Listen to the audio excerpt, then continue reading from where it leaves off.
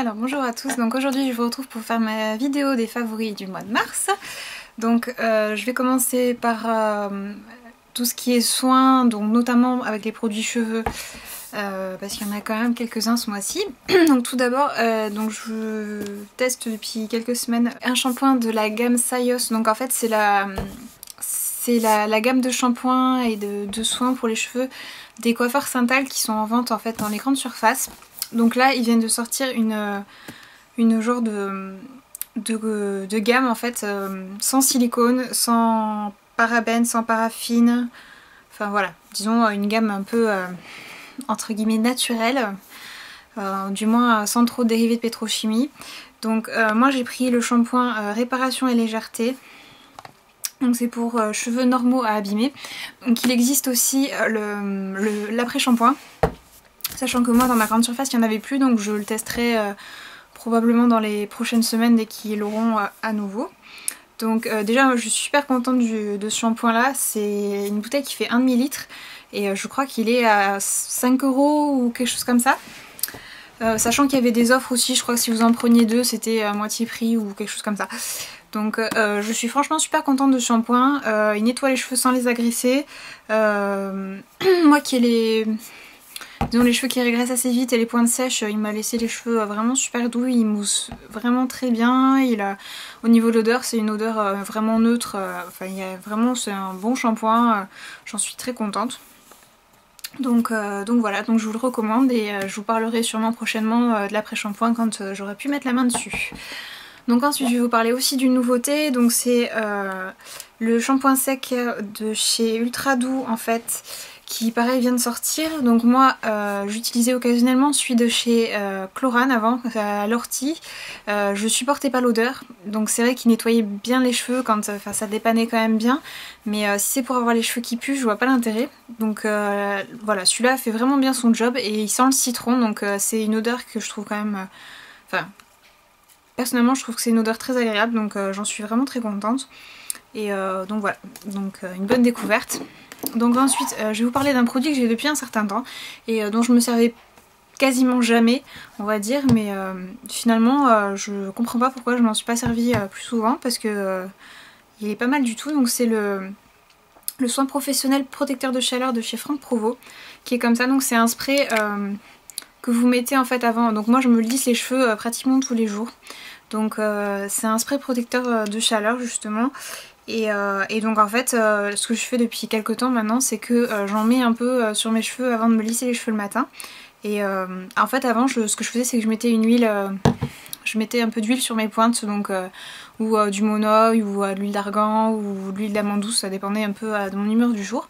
Et finalement celui-ci il protège tout aussi bien, donc j'en suis super contente et il alourdit pas les cheveux, donc ça fait les cheveux tout doux, tout brillants, tout lisses et enfin franchement j'ai l'impression que ça protège vraiment. Je suis la première surprise parce que j'étais assez sceptique vis-à-vis de ce genre de produit, mais finalement j'en suis très contente, donc je finirai la bouteille finalement sans problème et je rachèterai peut-être même sûrement ensuite. Donc après je me lave les cheveux en moyenne 2 fois par semaine, et en fait je me lave les cheveux le matin, donc le soir en général le jour avant mon shampoing. Je mets une huile en fait sur mes cheveux et je laisse poser toute la nuit, et le lendemain matin donc je me lave les cheveux. Et en général c'est vrai que j'ai tendance à changer tout ça. Et puis là c'est vrai que j'avais acheté de l'huile d'argan en fait pour tester en fait sur ma peau en fait, et j'ai pas trop aimé, et finalement je m'en sers pour mes cheveux et ils ont l'air d'aimer beaucoup ça, donc voilà. Donc jusque là c'est vrai que je faisais ça avec du monoeil ou de l'huile d'amande douce, et je crois que l'huile d'argan leur convient beaucoup mieux, donc voilà. Donc depuis un bon mois ils ont droit à l'huile d'argan 2 fois par semaine, et voilà, donc je suis très contente. Ensuite je vais vous parler encore d'une nouveauté, donc c'est le bain dissolvant de chez Bourjois. Donc ça c'est un énorme coup de cœur, donc je suis pas la seule, vous avez sûrement entendu beaucoup parler de ce produit. Donc avant j'avais, comme beaucoup d'entre vous, j'avais celui de chez Sephora qui sentait le dissolvant et qui avait tendance à bien agresser les ongles. Mais bon c'est vrai que c'est tellement pratique ces bains dissolvants, enfin moi qui suis un peu feignante pour certains trucs, notamment enlever mon vernis, c'était vraiment super pratique pour moi. Et alors donc déjà je trouve qu'il agresse beaucoup moins les ongles celui-ci, le pot il est vachement mimi. Et alors le truc hallucinant, c'est l'odeur. Donc quand vous sentez dans le flacon, ça sent le dissolvant. Et donc quand vous trempez votre doigt dedans, enfin voilà, donc vous enlevez votre vernis, tout ça. Et si vous attendez 10 secondes, en fait, vos mains sentent les fruits rouges ou la fraise ou la vanille. Enfin, ça sent vraiment super bon. Et vous n'avez pas du tout l'odeur du dissolvant qui reste sur les doigts, comme c'est le cas avec si vous utilisez un dissolvant classique ou le bain dissolvant de chez Sephora. Ou, enfin moi j'avais beau me laver les mains 10 fois, ça sentait toujours quoi. Et c'est quand même extrêmement désagréable comme odeur. Et c'est pour ça que ce bain dissolvant, je le trouve vraiment génial. C'est qu'il sent vraiment super bon quoi. Je pensais pas que c'était possible, mais j'en suis vraiment ravie. Et c'est pareil, c'est un produit que je rachèterai encore et encore et encore. Donc ensuite, on va passer aux ongles. Donc comme vous le savez maintenant, je suis complètement accro au vernis ici que j'adore. Enfin la version française, la version américaine j'étais pas trop fan. Mais la version française j'adore. Donc j'ai acheté 2 nouveaux vernis de la nouvelle collection Navigator. Donc j'ai pris le Tour de Finance qui est un genre de rose avec des reflets bleus qui est très très joli.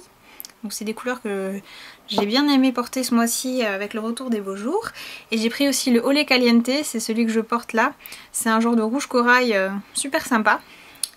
Donc voilà, donc aujourd'hui il recommence à faire moche, donc j'espère que ça va pas durer. Parce que j'ai vraiment apprécié de pouvoir ressortir mes couleurs d'été pour les ongles et pour tout le reste.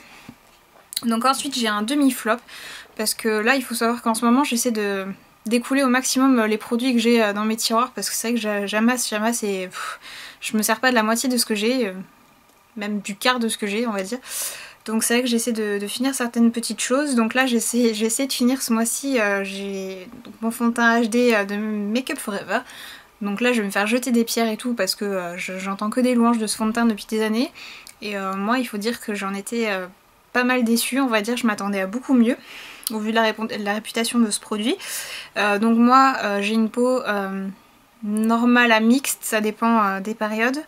Et mais disons qu'en général j'ai pas la peau sèche, j'ai pas spécialement la peau sèche on va dire. Et ce fond de teint je trouve qu'il est extrêmement asséchant quoi. Même en mettant 4 tonnes de crème, j'ai l'impression d'avoir la peau qui tire dans la journée, je trouve ça extrêmement désagréable. Et je trouve que le rendu est pas forcément non plus exceptionnel, donc c'est vrai que je m'attendais à beaucoup mieux, donc j'essaie de le finir, parce que ça fait quand même un petit moment que je l'ai et ça serait bien que je le finisse. Mais je vais mettre 6 mois avant de le finir quoi, je suis dégoûtée. Mais bon voilà, j'aime pas gaspiller donc il faut que je le finisse, mais c'est vrai que ça a été pour moi une grosse déception ce fond de teint. Et si celui-là déjà est extrêmement asséchant, j'imagine que le Matte Velvet Plus de leur gamme de fond de teint doit être affreux quoi. Ou alors il doit être exceptionnel pour les peaux très grasses, mais déjà je trouve que celui-là, pour les peaux grasses, il doit être très bien, hein, j'en n'en doute pas. Donc ensuite, c'était dans ma jolie box, j'ai eu la bébé crème de chez L'Oréal. Donc celle-là aussi je l'ai beaucoup utilisée en début de mois. J'en ai entendu beaucoup de mal, il y en a beaucoup qui aiment pas les petits grains qu'il y a dedans en fait. Et moi je l'ai vraiment trouvé très bien.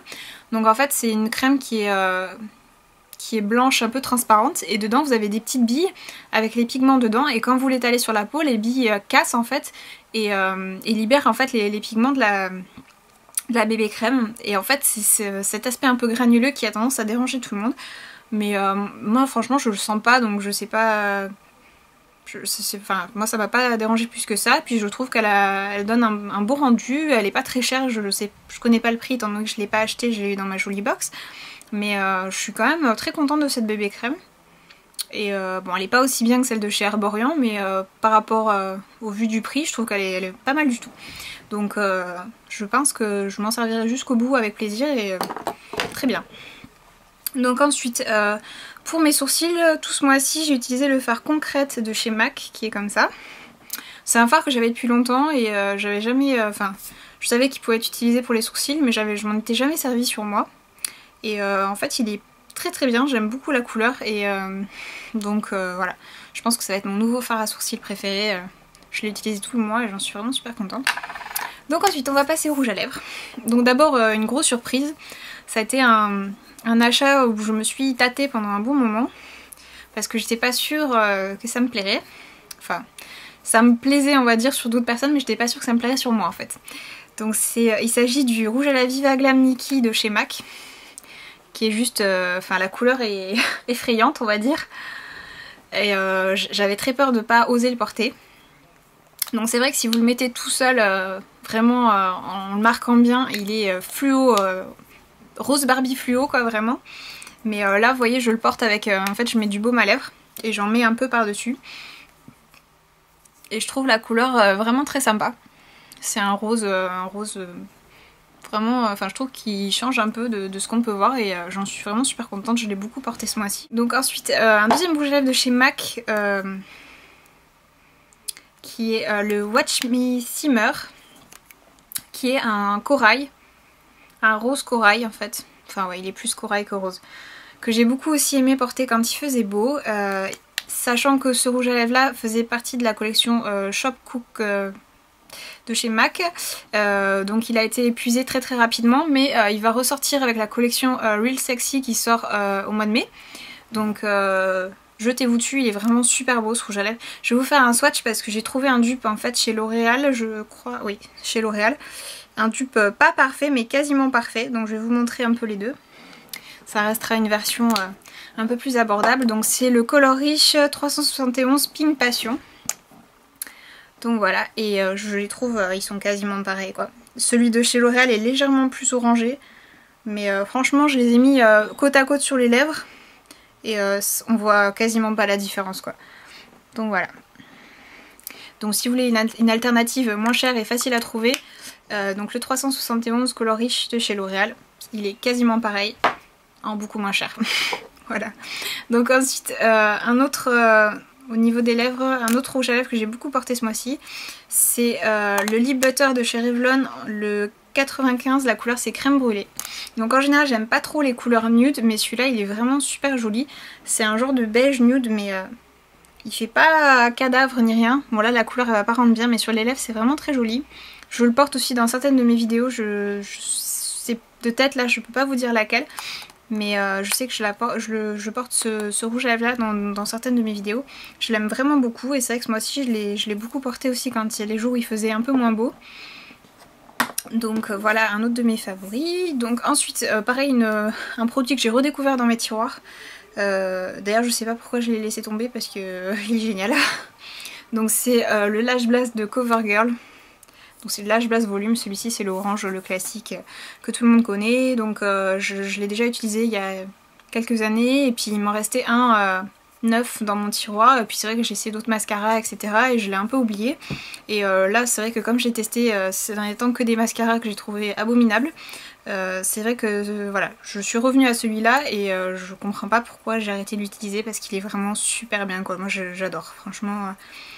Je vais pas vous en reparler beaucoup plus parce que vous avez dû en entendre parler 10 000 fois, mais il est vraiment super quoi. Donc ensuite le blush que j'ai le plus porté ce mois-ci c'est le blush Fleur Power de chez MAC. C'est un genre de rose bonne mine qui est super joli pour le printemps. Enfin moi je sais qu'il me donne de suite, dès que je mets ce blush il y a tout le monde qui me dit ah là là mais qu'est-ce que vous avez bonne mine, qu'est-ce que vous avez l'air reposé. Donc voilà, c'est un blush magique en fait, il vous donne l'air d'avoir bonne mine même quand vous êtes malade et que ça va pas, que vous n'avez pas dormi votre compte. Donc c'est le blush magique à avoir, Fleur Power de chez MAC. Donc ensuite, un fard à paupières que j'ai beaucoup utilisé ce mois-ci, c'est le numéro 5 des petites boîtes rondes, apparemment de chez Bourjois. Donc c'est un genre de rose irisé comme ça, et je crois que c'est une des couleurs de la nouvelle collection pour le printemps. Et je crois qu'il y a un vert, un rose, et il y a ce rose pâle là qui est... Donc moi je m'en suis servi en highlight sous l'arcade sourcilière tout ce mois-ci, et il est vraiment super joli quoi. Je vous fais un swatch rapidement, je sais pas si ça va rendre... C'est un genre de rose satiné, il est vraiment super joli. Je pense que la caméra ne va pas lui rendre justice une fois de plus, c'est bien dommage. Mais vraiment un super fard, j'en suis super contente. De toute façon les fards de chez Bourjois ils sont très bien, donc n'hésitez pas s'il y a une couleur qui vous fait de l'œil, c'est vraiment des très bons produits. Donc j'ai fini avec mes favoris du mois de mars. J'espère que cette vidéo a pu vous être utile et je vous dis à très bientôt.